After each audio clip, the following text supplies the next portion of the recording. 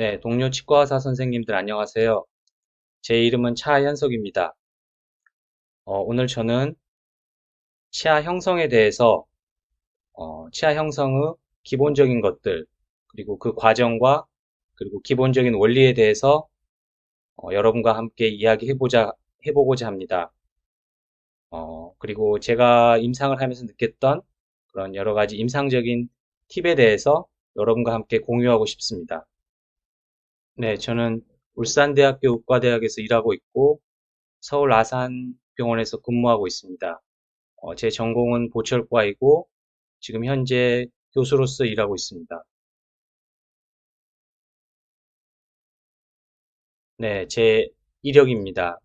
저는 1997년에 서울대학교 치과대학을 졸업하고 인턴과 레지던트십을 이화여자대학교 의료원에서 마쳤습니다. 그리고 제 박사학위를 서울대학교 치과대학에서 취득했고 카톨릭대학교 의정부 성모병원에서 3년간 펠로우로서 일했습니다. 그리고 2006년부터 지금까지 어, 울산대학교 의과대학 서울 아산병원에서 보철과 교수로 재직하고 있습니다. 어, 치아 형성은 어, 보철물의 기계적인 그리고 생물학적인 심미적인 성공에 굉장히 중요합니다. 치아 형성을 만약 잘 한다면 그 이후에 이어지는 과정들, 인상이라던가 임시치아의 제작, 그리고 이제 파이널 크라운을 접착하는 과정들이 대부분 쉬워지지만 치아 형성을 잘못하게 된다면 첫 단추를 잘못 끼우는 것입니다. 그러면 그 위의 과정들이 순탄하지가 않습니다.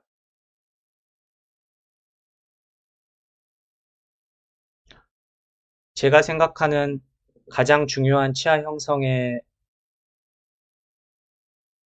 요소는 명확한 마진입니다. 마진이 명확하고 일관성이 있어야 됩니다.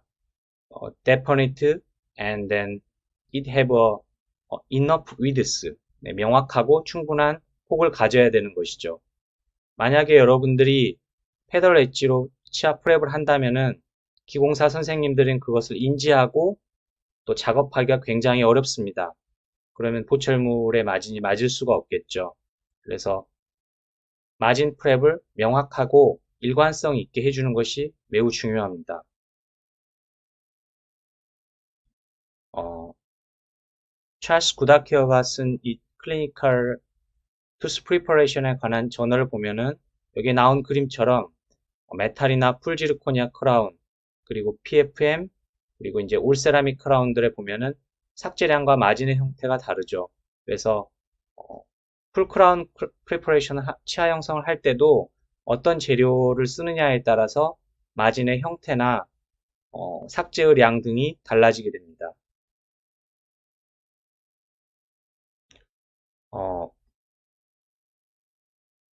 풀 크라운에 대한 적응증은 다음과 같습니다. 여러분들이 신경치료가 다 끝났을 때, 그리고 치아가 크랙이 있을 때, 또는 치아 우식이라든가 치아의 그 결함이 3개 이상의 치아 월에 있을 때, 그리고 큰 이제 치아에 파절이 있었을 때, 그리고 기존의 크라운을 다시 대체하는 치료를 할 때, 그리고 이제 심미적이라든가 교합적인 목적으로 치료를 할 때, 여러분들은 풀 크라운 치료를 하게 됩니다. 치아 형성을 위한 순서는 다음과 같습니다. 처음에 뎁스 오리엔테이션 그룹을 주고 교환면 삭제를 시행하죠. 그리고 펑셔널 커스프 베벨을 삭제를 한 다음에 현면 삭제를 시작합니다.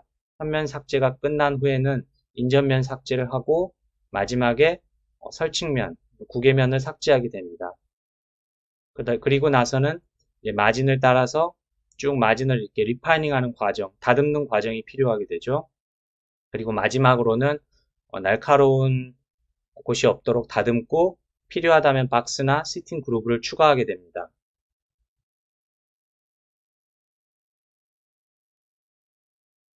치아 형성의 첫 단계는 뎁스 오리엔테이션 그루브를 명확하게 잘 주는 것입니다. 1.0mm 다이아미터 벌을 써서 주로 시행을 하게 되고 저의 경우에는 코르스한 쉔퍼바를 사용합니다.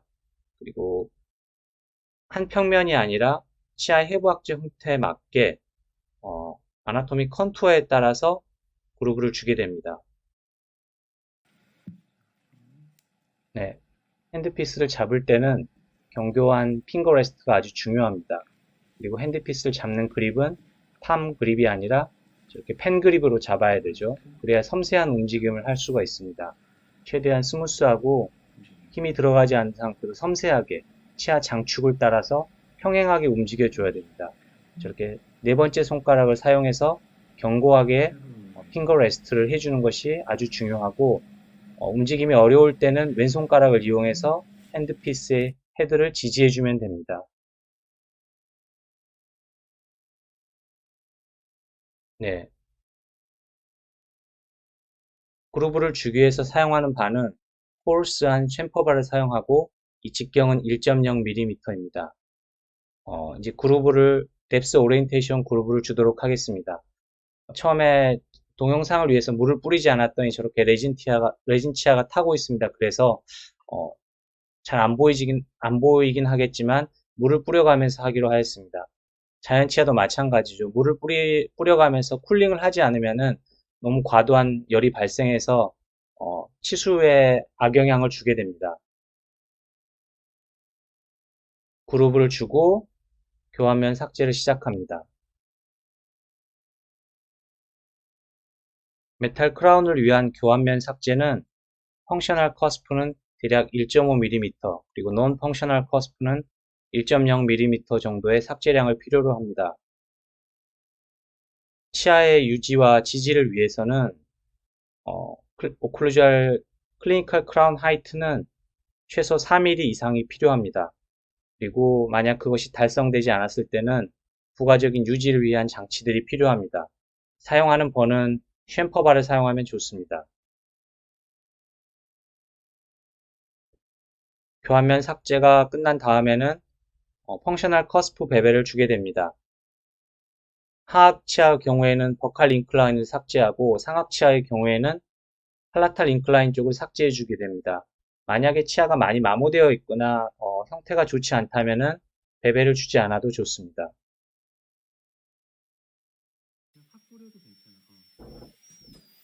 교환면 삭제를 시행하게 됩니다. 교환면 삭제를 할 때는 뎁스 오리엔테이션 그룹을 따라서 4분의 1 분면씩 삭제를 하는 게 좋습니다. 이렇게 삭제를 하게 되면은 오클루지얼 서피스를 어느 정도 삭제했는지 명확하게 알 수 있죠. 이렇게 4분의 1면씩 순차적으로 삭제를 하면은 오클루지얼 서피스를 필요한 만큼 정확하게 삭제를 할 수 있습니다. 그러면 다시 삭제량을 체크한다던가 하는 불필요한 거를 줄일 수 있겠죠. 네, 순차적으로 4분의 1면씩 삭제를 해주게 됩니다.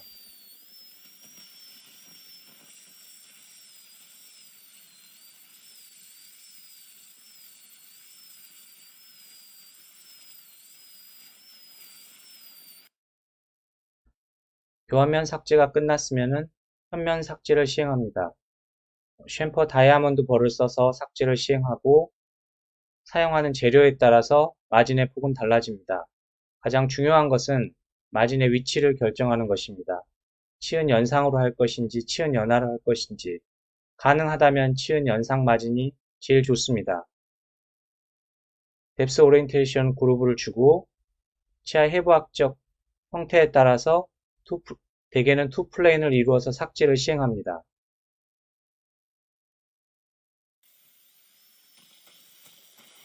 네, 현면에 뎁스 오리엔테이션 그루브를 주는 모습입니다.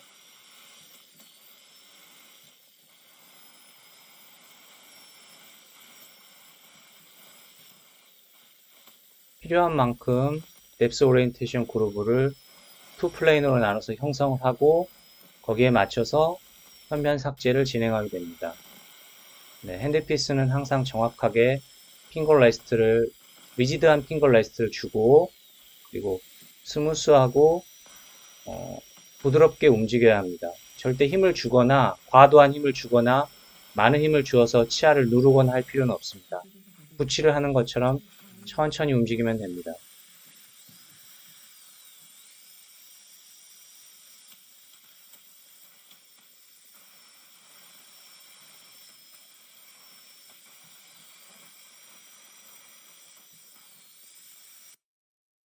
현면 삭제가 끝난 후에는 인전면 삭제를 진행하게 됩니다. 인전면 삭제는 토르피도 발하고 끝이 뾰족하고 일자처럼 생긴 다이아몬드 버가 있습니다. 이걸 사용하는 게 가장 좋고 이 벌을 사용해서 프랩을 진행하게 되면은 에나멜 립을 남기게 되죠. 에나멜 립을 옆에 남기게 되고 그로 인해서 인접치를 삭제하거나 하지 않고 보호를 할 수가 있습니다. 그리고 너무 이렇게 일자로 스트레이트하게 삭제하지 마시고 치은을 보호하기 위해서 보시면은 이제 CJ를 따라서 진지발 다치지 않게 커브를 그리면서 삭제를 해야 합니다.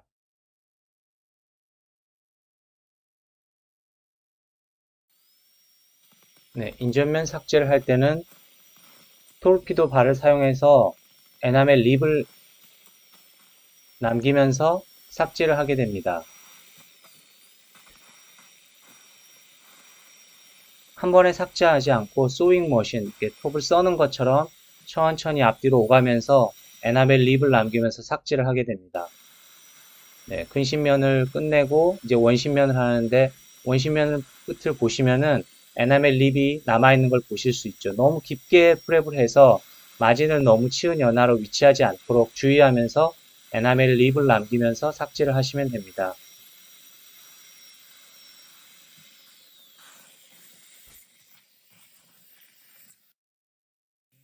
네, 다음에는 띤 다이아몬드 버를 사용해서 에나멜 립을 제거하면서 치아를 세퍼레이션 해주는 과정입니다. 삭제하는 지대치 쪽으로 약간 힘을 주면서 인접치를 다치지 않도록 하고 에나멜 립을 살짝 따내면서 두 치아를 세퍼레이션을 시키게 됩니다. 아주 파인한 띤 다이아몬드 버기 때문에 인접치아가 손상이 될 확률은 거의 없습니다. 네, 원심면 할 때 보시죠. 이때도 역시 약간의 립을 남기면서 천천히 세퍼레이션 해줍니다. 과도한 힘을 줄 필요는 전혀 없습니다.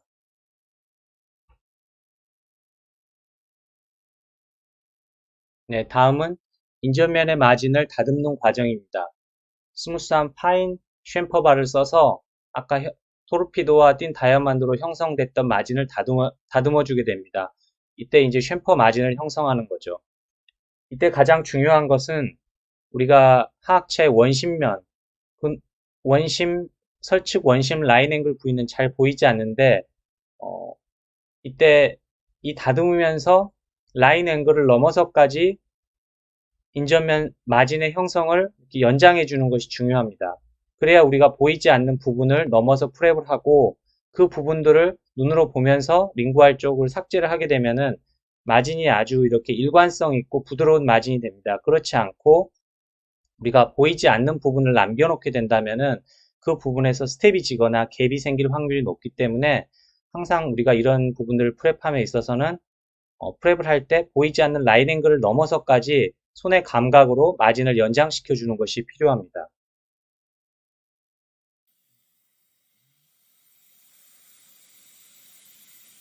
네, 다음은 이제 파이난 쉔퍼바를 이용해서 마진을 다듬는 것을 보여드리겠습니다. 버칼 쪽은 이미 쉔퍼 마진이 형성이 되어서 프록시말 월, 엑시알 월을 이렇게 쉔퍼 마진을 형성하게 됩니다. 보면은 라인 앵글을 넘어서 라인 앵글을 오버해서 링구알 쪽까지 프랩을 조금 연장해 주는 걸 볼 수 있죠. 약간 각도가 다르긴 하지만 실제로 눈으로는 보지 못하고 손의 감각을 이용해서 라인 앵글을 살짝 넘겨주는 프랩이 필요합니다. 네, 이거는 여러분들이 숙달되기 위해서는 조금 연습이 필요한 과정입니다.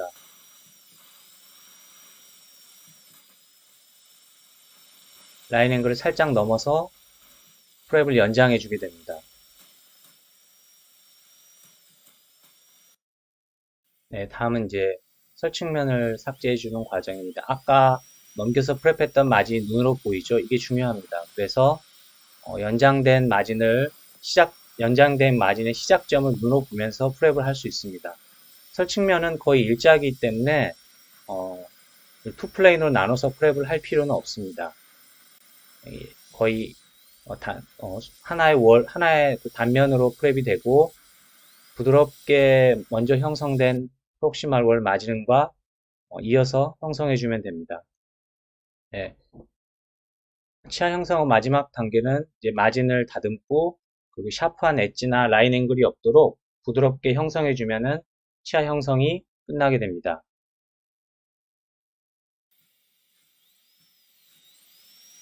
네, 조금 더 와이드한 챔퍼 바나 아니면 더 파인한 화이트 스톤을 사용해서 마진을 다듬어 줍니다. 부드럽게 이행해 가면서 챔퍼 마진이 정확하게 형성될 수 있도록 마진을 다듬어 주고 그 다음 단계로 이제 날카로운 라인 앵글이라든가 샤프한 엣지가 있으면은 부드럽게 다듬어 주면은 마진 형성이 치아 형성이 끝나게 됩니다. 실제로 구강 내에서 이렇게 돌려가면서 프랩을 할 수는 없겠죠. 그래서 구강 내에서는 훨씬 더 많은 제약이 존재합니다.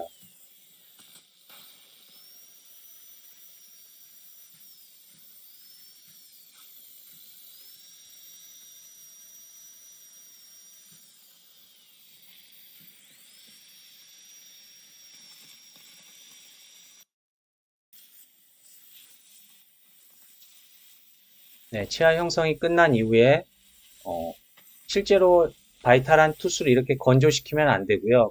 드라이 시키면 좋지 않습니다. 콜드 센시티브가 발생하기 때문에 어쨌든 이제 치아가 형성된 이후에 마진을 검사해보고 적절하게 프랩이 잘 되어 있는지 체크합니다.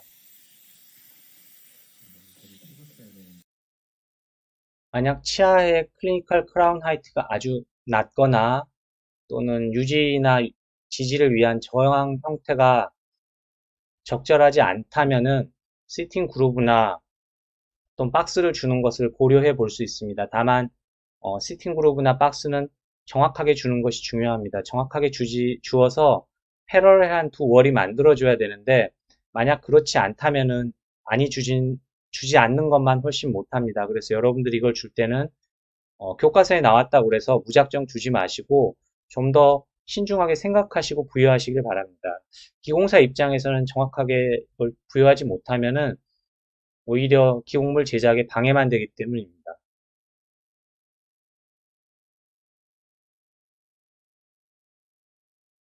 지금부터는 치아 형성의 원칙들에 대해서 살펴보도록 하겠습니다. 여기 원칙들이 쭉 나열이 되어 있는데 하나씩 살펴보도록 하겠습니다. 첫 번째는 치아의 치질을 최대한 보존하는 것입니다.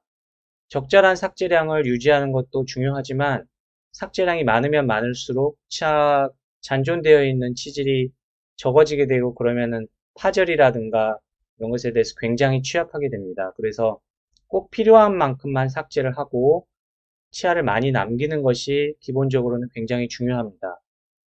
그리고 삭제를 너무 많이 해서 펄프 티슈를 침범하게 된다면 분간 치료가 필요하기 때문에 항상 2mm 정도의 덴틴 월을 남기는 것도 필요합니다. 크라운의 리텐션과 리지스턴스에 대해서 살펴보겠습니다. 두 가지 요소가 가장 중요한데 첫 번째는 토탈 오클루잘 컨버전스, 두 월이 마주보는 각도입니다. 테이퍼 오브 월이 첫 번째로 중요하고 두 번째는 임상적인 치관의 높이, 오클루저 서비컬 디멘션, 크라운 하이트가 얼마나 되느냐 이것이 가장 중요합니다. 다음은 토탈 오클루지얼 컨버전스 TOC 치아의 월 테이퍼에 대해서 알아보도록 하겠습니다. 두 개의 마주보는 월이 이루는 각도를 TOC라고 하는데 교과서적 혹은 실험에 의해서 증명된 가장 효과적인 TOC는 6도입니다.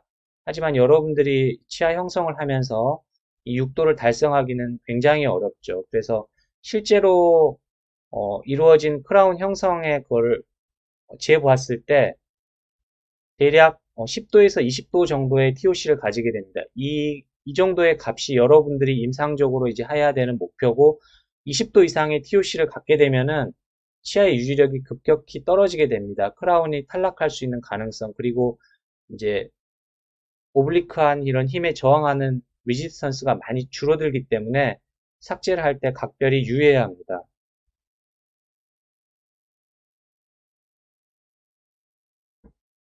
POC를 임상적으로 달성하기 위해서 중요한 거는 아까 제가 프랩하는 동영상에서도 보여드렸지만 여러분들이 프랩을 할 때 핸드피스를 기울이지 않는 것이 중요합니다.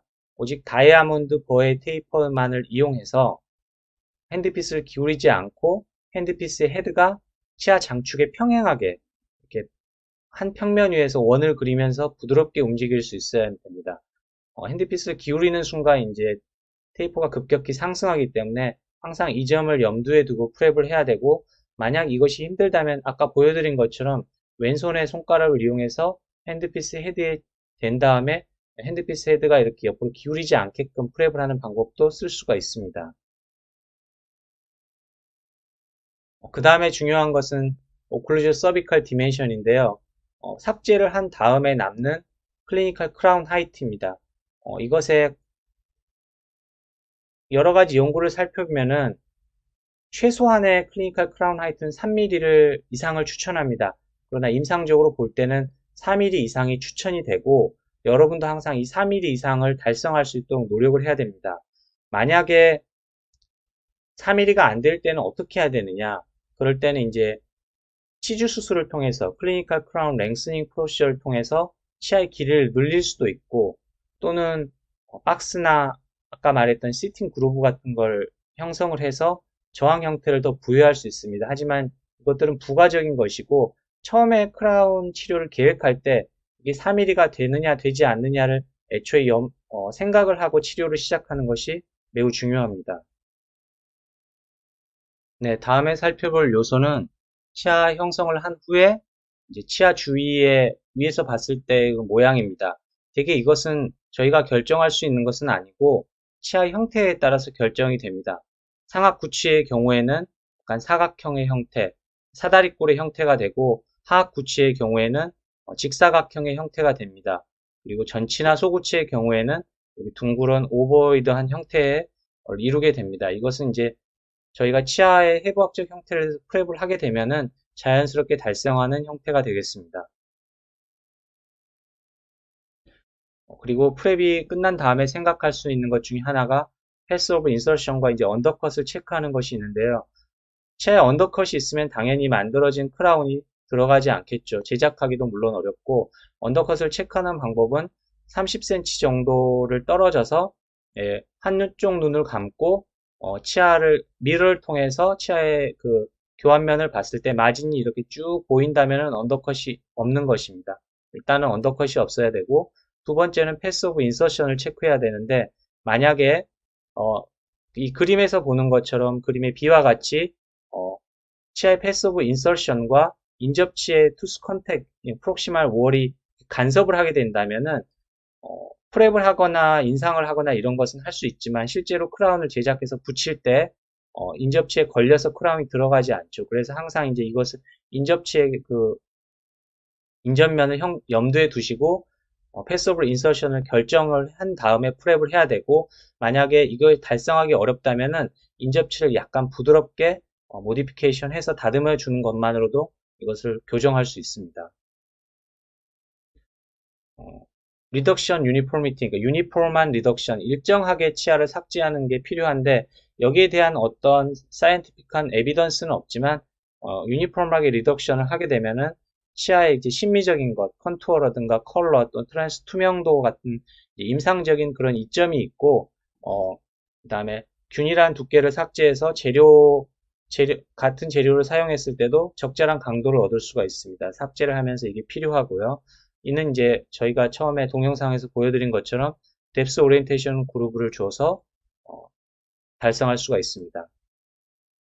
그 다음에는 이제 수복물의 이제 스트럭처럴 듀러빌리티 얼마나 오래 갈 수 있는가 이것 아까도 말씀드렸지만 이제 교환면이 적절한 두께가 있어야 됩니다. 교환면이 적절한 두께가 있고 그리고 마진에서도 적절한 두께가 있어야 됩니다. 그리고 마진이 갭이 있거나 스텝이 있어서 끊어지지가 않고 적절한 리드스를 가지고 스무스하게 컨시스턴트하게 이행이 될 때 이거 가지게 되고요. 그 다음에 이제 교환면에서는 펑셔널 커스프가 있다면 그 부분에 힘을 많이 받기 때문에 그 부분은 더 부가적인 삭제를 통해서 이제 이렇게 아나토믹하게 형성을 해줬을 때 수복물이 오래 갈 수 있게 됩니다. 다음에 이제 크라운의 페리오던탈 헬스를 보면은 이 사진에서 보는 것처럼 크라운은 잘 형성된 것 같지만 이 진지발 따라서 마진 주위에 염증이 있죠. 이것은 이제 치아를 형성할 때 적절한 바이올로직 위드스를 확보해 주지 못했기 때문에 이런 일이 일어나게 됩니다. 크라운의 마진을 결정하는 요소들에 대해서 살펴보도록 하겠습니다. 첫 번째는 바이올로직 위드스가 있고요. 두 번째는 어떤 크라운을 치료하느냐, 그리고 치아에 기존에 우식이 있거나 기존 보철물이 있었느냐, 그리고 치아 형태나 위치가 어떻게 되느냐, 심미적인 크라운을 필요로 하는가, 이것에 따라서 저희가 마진의 위치를 결정을 하게 됩니다. 마진의 위치는 치은 연상 마진과 치은 연하 마진이 있는데,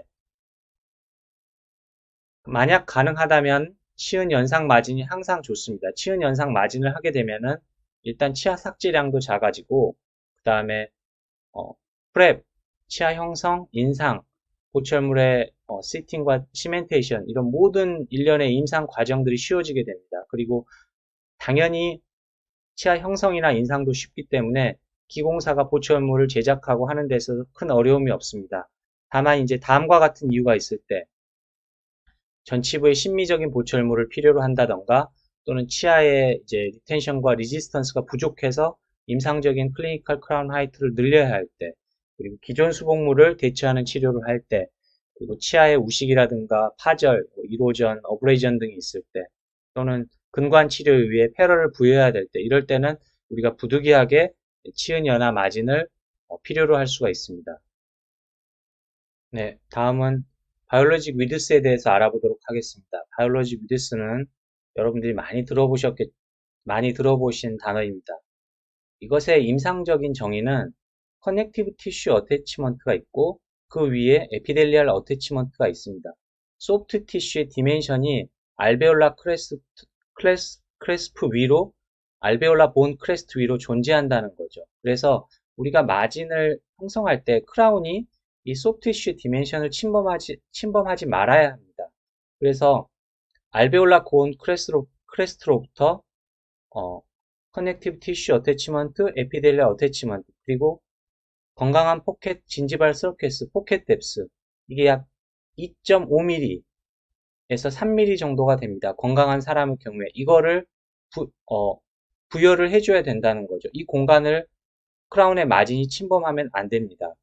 하지만 여러분들이 이제 간과하는 것 중에 하나가 이것은 모든 사람에게 이렇게 평균치가 2.03mm, 3mm 정도의 값이 아니고 2에서 4mm 정도의 베리에이션이 있습니다. 그래서 항상 너무 천편일률적으로 접근하지 마시고 개인 차를 이제 염두에 두면서 크라운 마진이 건강한 연조직의 포켓과 에피델리아 어태치먼트, 커넥티브 티슈를 침범하지 않도록 충분하게 떨어져서 크라운 마진이 부여가 돼야 합니다.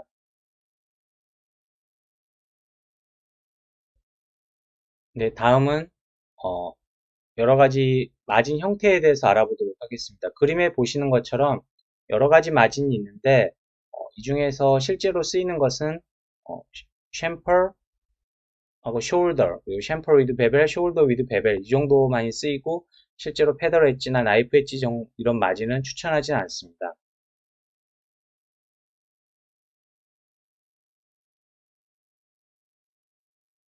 올 메탈 크라운 그리고 풀 지르코니아 크라운, 올 세라믹 크라운 모두 추천하는 마진은 챔퍼 마진입니다. 챔퍼 마진을 가장 추천하고 이 사진에서 보는 것과 같은 챔퍼 바를 사용해서 프랩을 하면은 챔퍼 마진이 형성이 되죠. 챔퍼 마진의 특징은 일단 형성하기가 쉽다는 것입니다. 형성하기 쉽고 명확하기 때문에 기공사가 이거를 마진을 인지하고 작업을 하기도 쉽죠. 다이 작업 같은 게 어렵지 않고 그 다음에 챔퍼의 적절한 두께의 챔퍼 바를 사용하면은 적절한 메탈 티크니스를 부여하기 때문에 크라운의 강도라든가 또는 마진의 심미적인 형태라든가 이런 것을 위해서도 좋습니다.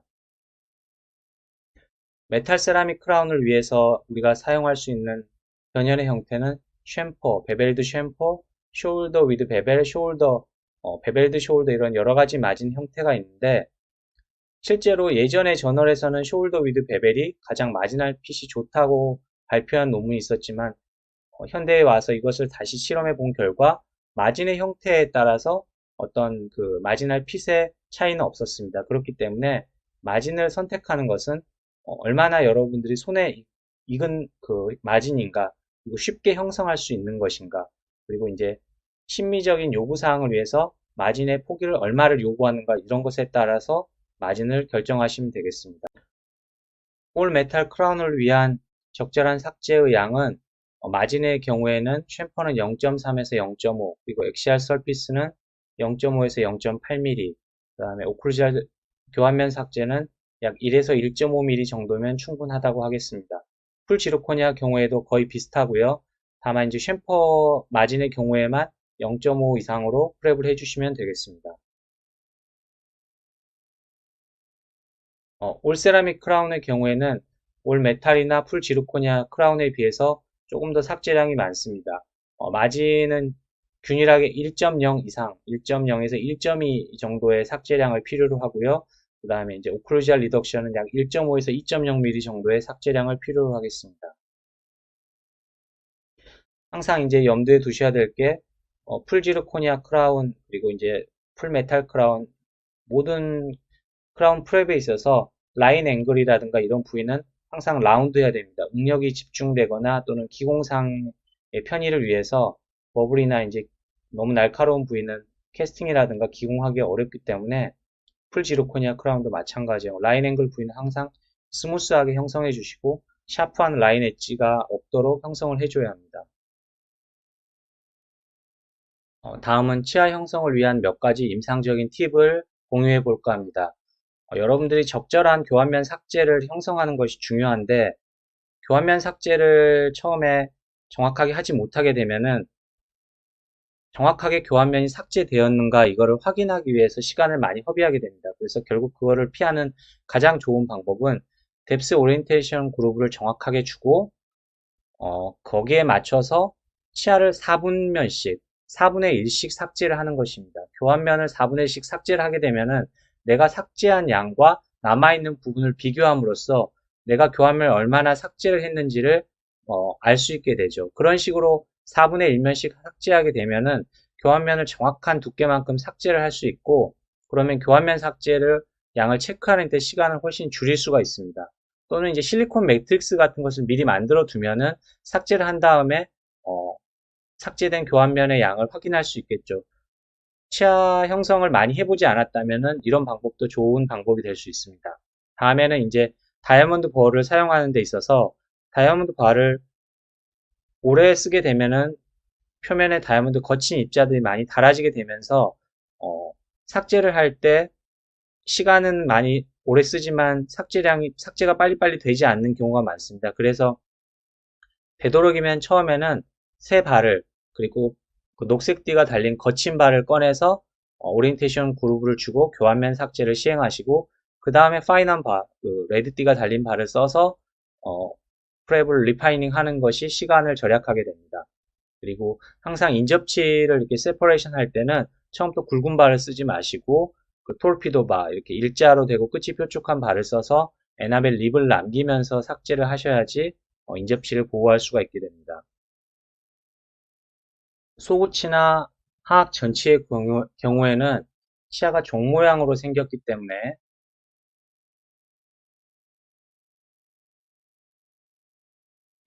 치아의 에이펙스 쪽으로 다가갈수록 치아가 점점 더 이렇게 가늘어지게 됩니다.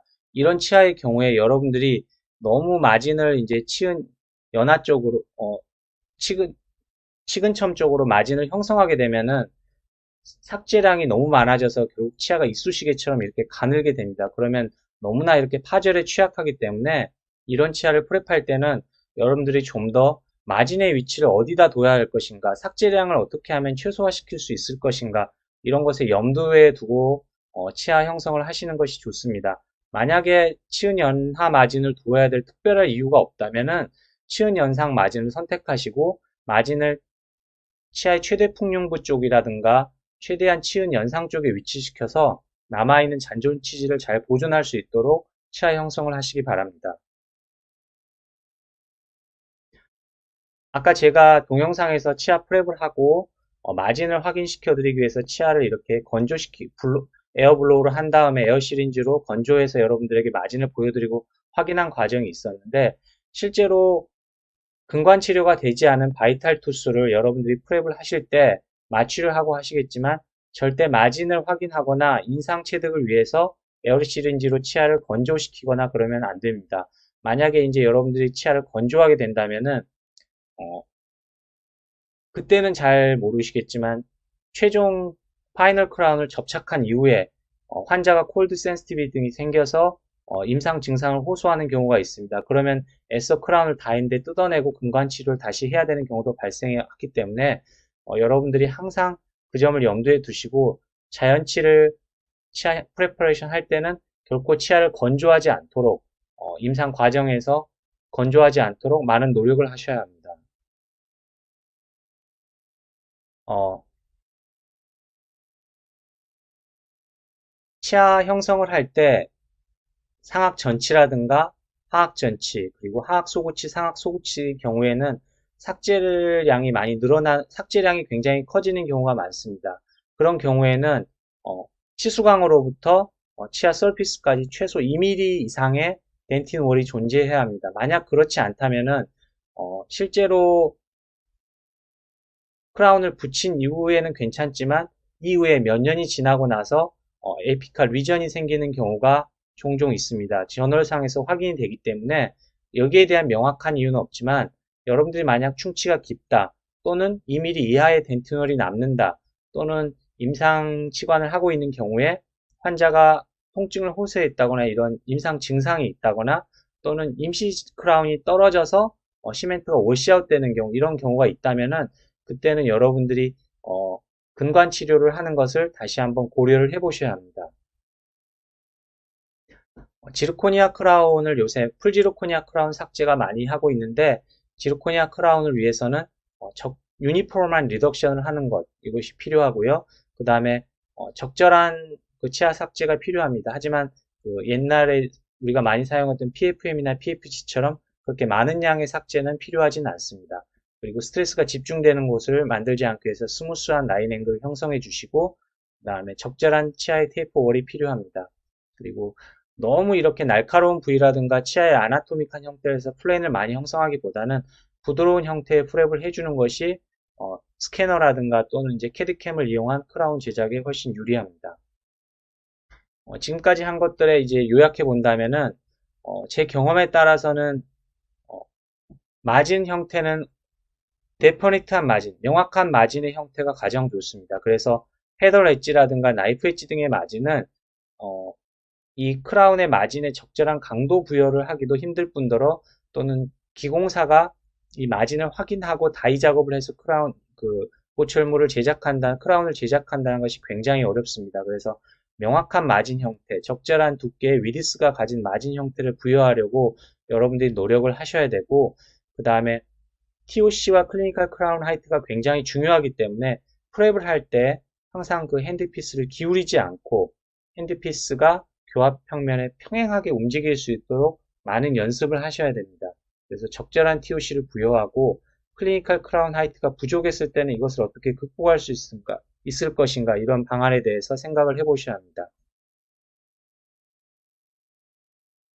네, 이 치아 형성이란 것은 처음 해본 초심자가 처음부터 잘할 수는 없고요. 수많은 연습과 이런 것을 통해서 결국은 잘하기 때문에, 처음에 잘 되지 않더라도 너무 실망하지 마시고 꾸준히 연습하신다면 좋은 결과를 가져올 수 있을 것으로 생각합니다. 실제로 이렇게 환자 구강 내에서 프랩을 하는 것은 결코 쉬운 일은 아니죠. 덴티폼 상에서 우리가 눈으로 보면서 프랩을 하는 것은 프랩이 굉장히 쉬운 것처럼 보이지만, 환자 입안에서 하는 것은 일단 혀가 있고 그 다음에 칙이 있습니다. 그리고 계속 물이 나오는 환경이죠. 그리고 그 물을 석션해 주지 않으면은 시야가 굉장히 제한되게 됩니다. 그리고 우리가 이렇게 벌을 액세스하는 것이나 보이는 각도에 의한 시야도 굉장히 보이지 않는 부분들이 많이 생기게 됩니다. 그래서 결국은 여러분들이 어려운 부분들, 보이지 않는 부분을 어떻게 프랩을 잘 할 수 있을 것인가, 여기에 이제 프랩을 얼마나 잘하느냐의 핵심 포인트가 달려 있고, 처음에 제가 설명드린 그 프랩하는 프로시저를 머릿속으로 생각하시면서 스텝 천천히 밟아 가신다면은 아마 크라운 프랩을 하는 데 있어서 좋은 결과가 있을 것으로 생각합니다.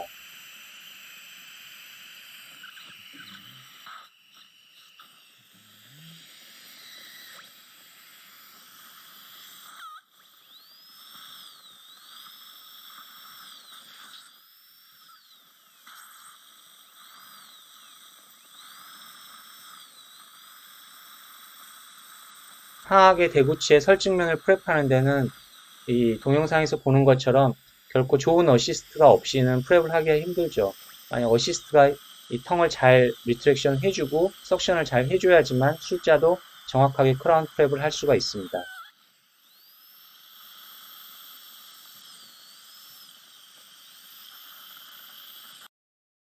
지금까지 제 발표를 경청해 주셔서 감사합니다. 제 발표가 여러분들이 임상을 하는 데 있어서 조금이나마 도움이 되었으면 합니다. 감사합니다.